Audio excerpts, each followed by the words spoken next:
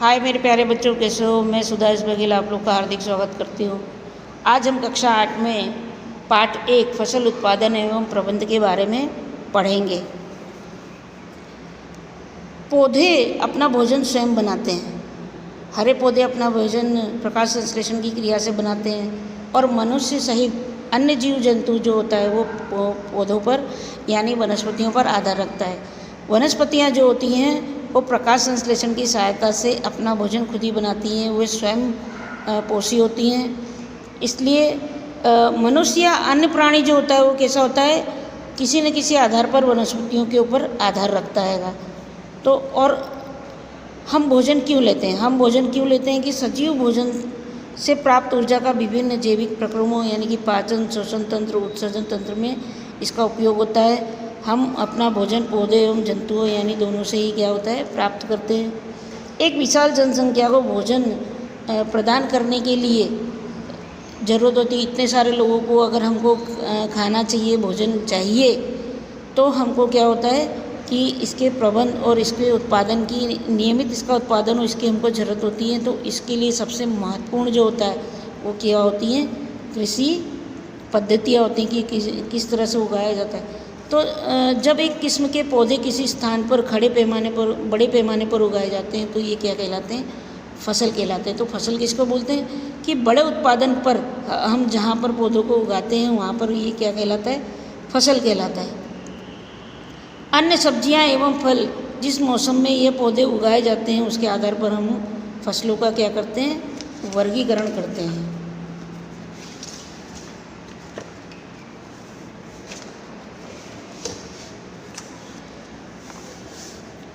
फसलों को दो वर्गों में बांटा जा सकता है।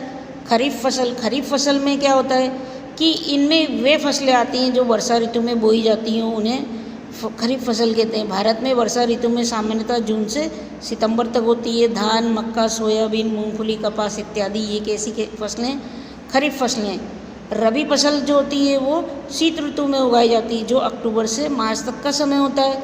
इनमें उगाई जाने वाली जो शीत ऋतु में जो उगाई जाने वाली फसलें होती हैं उन्हें हम क्या बोलते हैं, रबी फसलें बोलते हैं। जैसे गेहूँ, चना, मटर, सरसों, असली रबी, ये सब कैसे होते हैं, ये रबी फसल के उदाहरण होते हैं। कई स्थानों पर दालें और सब्जियां ग्रीष्म में उगाई जाती हैं। धान शीत ऋतु में क्यों उगाया जाता है? क्योंकि धान को बहुत पानी की आवश्यकता होती है, इसलिए ये केवल वर्षा ऋतु में ही उगाए जाते हैं। फसल उगाने के लिए किसान को अनेक क्रियाकलाप समय अवधि में करने पड़ते हैं। इन सब चीज़ों को हम क्या करते हैं, कृषि पद्धतियों द्वारा जानते हैं। कृषि की जो पद्धतियाँ होती हैं वो किस तरह से होती हैं, पहले ये मिट्टी को तैयार करते हैं, फिर बुआई करते हैं, खाद एवं उर्वरक देते हैं, सिंचाई करते हैं, खरपतवार से उसकी रक्षा करते हैं, फिर कटाई करते हैं और फिर क्या करते हैं, इसका भंडार करते हैं। मिट्टी को तैयार करने में क्या करते हैं, फसल उगाने के लिए मिट्टी को तैयार करना पड़ता है। मिट्टी को ऊपर नीचे करना पड़ता है, पोला बनाना पड़ता है। इसमें भूमि की अधिक गहराई तक उसको हल से जोतना पड़ता है। पोली मिट्टी में रहने वाले केंचुओं, सूक्ष्म जीवों की वृद्धि में सहायता करती है। जीव किसान के मित्र होते हैं। आपने केंचुआ देखा होगा। केंचुआ जो होता है वो क्या होता है, किसान का मित्र कहलाता है, क्योंकि वो क्या करता है, मिट्टी को ऊपर नीचे करता है और उसमें सेंद्रीय पदार्थों की उत्पत्ति करता है। इसलिए केंचुआ जो होता है वो किसान का मित्र कहलाता है। मिट्टी में खनिज, जल, वायु तथा कुछ जीव होते हैं जिसके अतिरिक्त मूत्र, पौधे एवं जंतु भी मिट्टी में पाए जाते हैं और जो इसके लिए नुकसानकारक होते हैं। तो ऐसे जीवों द्वारा अपघटित होते हैं। ऊपरी परत के कुछ सेंटीमीटर की मिट्टी के पौधों की वृद्धि में आवश्यक होती है। उलटने पलटने पे, पोला करने पे पोषक पदार्थ ऊपर आ जाते हैं। पौधे एवं अन्य पदार्थों का उपयोग कर सकते हैं। मिट्टी को उलटना पलटना, पोला करना फसल उगाने के लिए महत्वपूर्ण होता है। मिट्टी को अगर हम ऊपर नीचे नहीं करें, उसके पोषक तत्वों को ऊपर नीचे नहीं करा जाए तो वो क्या होता है कि वो नुकसानदायक हो जाता है। ऊपर नीचे करने से, मिट्टी को पोला बनाने से हमारी फसल जो होती है वो क्या हो जाती है, अच्छी बनती है। मिट्टी को उलटने पलटने एवं पोला करने की जो प्रक्रिया होती है वो क्या कहलाती है, जुताई कहती है। जुताई कहलाती है। जुताई किसे कहते हैं, तो मिट्टी को उलटने पलटने एवं पोला करने की क्रिया को हम जुताई कहते हैं। जुते हुए खेत में मिट्टी के बड़े बड़े ढेले भी हो सकते हैं। इन्हें एक पाटल की सहायता से तोड़ना आवश्यक हो जाता है। तो बड़े बड़े जो ढेले थे उनको तोड़ने के लिए हम किस साधन का उपयोग करते हैं? पाटल साधन का उपयोग करते हैं। किसी के हम औजारों की बात करें तो किसी में हम क्या औजार करते हैं? हल। हल से हम क्या करते हैं?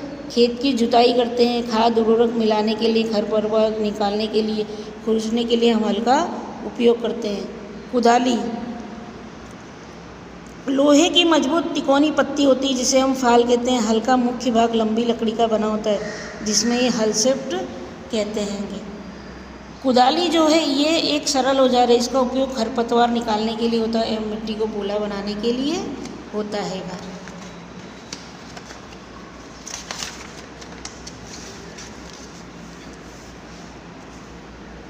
कल्टीवेटर, आजकल जुताई ट्रैक्टर द्वारा संचालित कल्टीवेटर से की जाती है। कल्टीवेटर के उपयोग से श्रम एवं समय दोनों की बचत होती है और अंदर तक इसमें मिट्टी पोली होती है जिसके कारण फसल भी अच्छी होती है, उपयोग भी अच्छा होता है इसका। बुआई फसल उत्पादन का सबसे महत्वपूर्ण भाग होता है। बोने से पहले अच्छी गुणवत्ता एवं के लिए साफ एवं स्वस्थ बीजों का चयन किया जाता है जिससे कि फसल आपकी अच्छी हो, उत्पादन अच्छा हो और किसानों को मुनाफा अच्छा मिले। इसलिए किसान बुआई के लिए अच्छे बीज और स्वस्थ बीजों की गुणवत्ता का उपयोग करते हैं। परंपरागत औजार में के रूप में बीजों की बुआई में इस्तेमाल किए जाने वाले औजार कीप आकार के होते हैं। ये आप देखिए इसके अंदर क्या करते हैं, लोग दाने डालते हैं। ये परंपरागत सिस्टम है जिससे दाने क्या है वो ज़मीन हल के द्वारा ज़मीन में जाते हैं। अब यहाँ आप देखेंगे ये है आपका सीड ड्रिल। सीड ड्रिल में क्या होता है कि आजकल बुआई के लिए ट्रैक्टर द्वारा संचालित सीड ड्रिल का उपयोग होता है। इसके द्वारा बीजों में समान दूरी पर गहराई बनी होती है। यह सुनिश्चित करना होता है कि बुआई के बाद बीज मिट्टी द्वारा ढक गए हैं। पौधों को अत्यधिक घने होने से रोकने के लिए बीजों को उचित दूरी पर लगाया जाना आवश्यक होता है। अब हम बात करेंगे खाद एवं उर्वरक मिलाना कि खाद और उर्वरक किस प्रकार मिलाई जाती है। वे पदार्थ जिन्हें मिट्टी में पोषक स्तर बनाए रखने के लिए मिलाया जाता है उन्हें खाद एवं उर्वरक कहते हैं। मिट्टी फसल को खाद एक कार्बनिक जैविक पदार्थ है जो पौधों या जंतु अपशिष्ट से प्राप्त होती है। उर्वरक रासायनिक पदार्थ जो विशेष समृद्ध होते हैं। और खाद कैसे भिन्न भिन्न उर्वरक का उत्पादन फैक्ट्रियों में किया जाता है तो urea, ammonia, sulphate, super phosphate, potash, NPK यानी नाइट्रोजन, फास्फोरस, पोटेशियम, ये जो होते हैं ये उर्वरक होते हैं। उर्वरक से क्या होता है कि आपके उत्पादन आपका बहुत अच्छा होता है लेकिन लंबे समय में बाद में क्या होता है कि ज़मीन जो होती है वो क्या हो जाती है, ख़राब हो जाती है। और पानी के साथ जब ये बची हुई जो इसका उर्वरक आपका बहता है तो ये क्या होता है, जल को भी प्रदूषण करता है और उर्वरक महंगा भी होता है जिससे किसानों पर एक एक्स्ट्रा बर्डन भी आता है, उसको खर्च भी उसका बढ़ जाता है। हम एक क्रियाकलाप करेंगे, 3 गमले लेंगे, एक गमले में A का सिंबल लगाएंगे, दूसरे गमले में हम B का सिंबल लगाएंगे, तीसरे में C का सिंबल लगाएंगे। A में हम खाद डालेंगे, प्राकृतिक खाद डालेंगे मतलब गोबर डालेंगे और बीज लगाएंगे। दूसरे में हम उर्वरक जो कृत्रिम खाद है उसको डालेंगे और तीसरे में हम कुछ नहीं डालेंगे। अब पानी देंगे रोज़ और 10-15 दिन बाद हम इस पर नोटिस करेंगे तो हमको ये पता चलेगा कि जो B नंबर का हमारा जिसमें हमने उर्वरक मिलाया था वो पौधा जल्दी बढ़ता है। वो इसलिए बढ़ता है कि वो उसमें उर्वरक से हमको उत्पादन तो अच्छा मिलता है लेकिन लंबे समय बाद में मिट्टी की संरचना जो होती है वो ख़राब हो जाती है।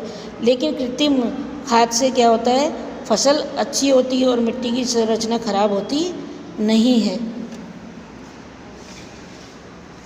खाद के लाभ, खाद डालने से क्या होता है कि मिट्टी के जल धारण की क्षमता बढ़ती है, मिट्टी भुरभुरी और सरंध्र हो जाती है जिसके कारण गैस विनिमय में आसानी होती है और मित्र जीवाणुओं की संख्या में वृद्धि होती है। जैविक खाद में मिट्टी का गठन में सुधार होता है।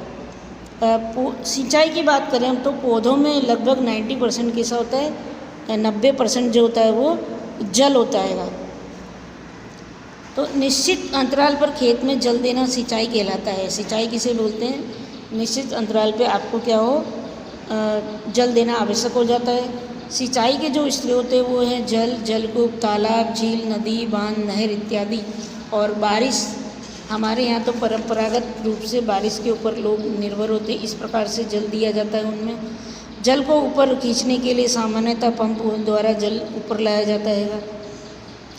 डीजल, बायोगैस, विद्युत और सौर ऊर्जा का उपयोग भी किया जाता है इसमें। सिंचाई की आधुनिक पद्धति के बारे में हम बात करें तो ये है छिड़काव तंत्र, यानी कि फुहारा पद्धति। फुहारा पद्धति में कैसा होता है कि पानी का एक पंप लगा से पानी का सप्लाई किया जाता है और यहाँ पर आप एक पाइपलाइन बिछा देते हैं और फुहारा जैसा चारों तरफ इसमें घूमता है और पौधों को क्या होता है पानी मिलता रहता है। डीप तंत्र यानी कि टपक सिंचाई पद्धति, इस पद्धति में कैसा होता है कि जो पौधे होते हैं उनकी जड़ों पर पाइपलाइन बिछा दी जाती है, उनकी जड़ों के पास में छोटे छोटे छिद्र होते हैं और पानी उनको दिया जाता है। तो इसका फ़ायदा ये होता है कि एक तो जो एक्स्ट्रा मतलब खरपतवार जो होती है उनको पानी नहीं मिलता और वो फालतू की वनस्पति मतलब बढ़ती नहीं है, और जो पौधों को ज़रूरी होता है उनको उतना ही पानी होता है। और सबसे बड़ी बात इसमें ये होती है कि इसमें पानी का व्यय नहीं होता, पानी की बहुत बचत होती है। इसलिए सबसे ज़्यादा टपक सिंचाई पद्धति को हम अच्छा मानते हैं सिंचाई के लिए। खरपतवार की बात करें कि खेत में कई अन्य अवांछित पौधे प्राकृतिक रूप से फसल के साथ उग जाते हैं। इन अवांछित पौधों को हम क्या बोलते हैं? खरपतवार बोलते हैं। खरपतवार हटाने की वो क्या हम बोलते हैं? निराई बोलते हैं। खरपतवार जल, पोषक जगह और प्रकाश की स्पर्धा कर फसल की वृद्धि पर प्रभाव डालते हैं। कुछ खरपतवार कटाई में भी बाधा डालते हैं तथा मनुष्य एवं पशुओं के लिए विषैले हो सकते हैं। तो खरपतवार जो है वो क्या होता है, इनको हटाना जरूरी हो जाता है जिससे हमारी फसल को नुकसान नहीं हो। रसायनों के उपयोग से भी खरपतवार नियंत्रण किया जाता है, जिसे खरपतवार नाशी कहते हैं। जैसे 2D 4D ये क्या है, इस खरपतवार नाशी होते हैं। इनके छिड़काव से फसल जो होती है उस पर कोई नुकसान नहीं होता और इसको स्प्रेयर जो होता है उसके द्वारा छिड़का जाता है। कटाई की बात करें हम यहाँ पर फसल की कटाई एक महत्वपूर्ण होती है।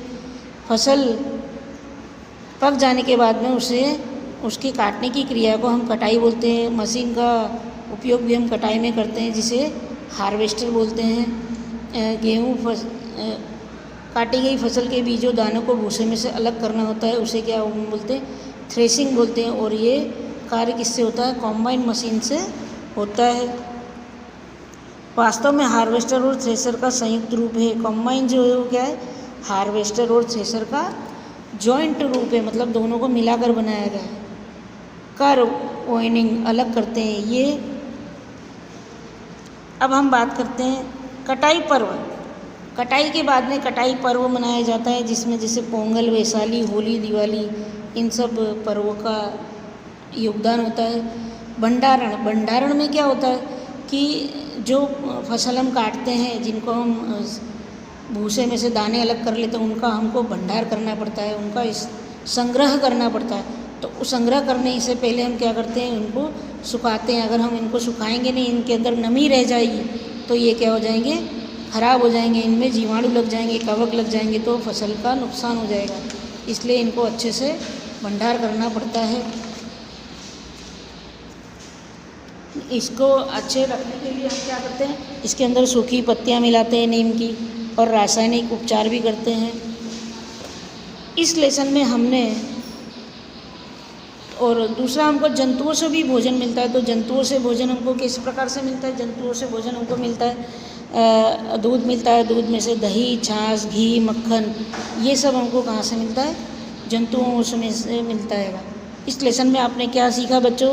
कि अपनी बढ़ती हुई जनसंख्या को भोजन प्राप्त करने के लिए हमें विशिष्ट कृषि पद्धतियों को अपनाना पड़ता है। किसी स्थान पर उगाए जाने वाले एक ही प्रकार के पौधों को फसल कहते हैं। भारत में फसलों की ऋतु के आधार पर हम 2 वर्गों में बांटा गया है, रबी फसल और खरीफ फसल। जुताई करके मिट्टी तैयार करना उसे समतल करना आवश्यक है। इस कार्य के लिए हम हल और पाटल का उपयोग करते हैं। बीज को उचित गहराई और बोना तथा उनके बीच उचित दूरी पर रखना अच्छी उपज के लिए आवश्यक होता है।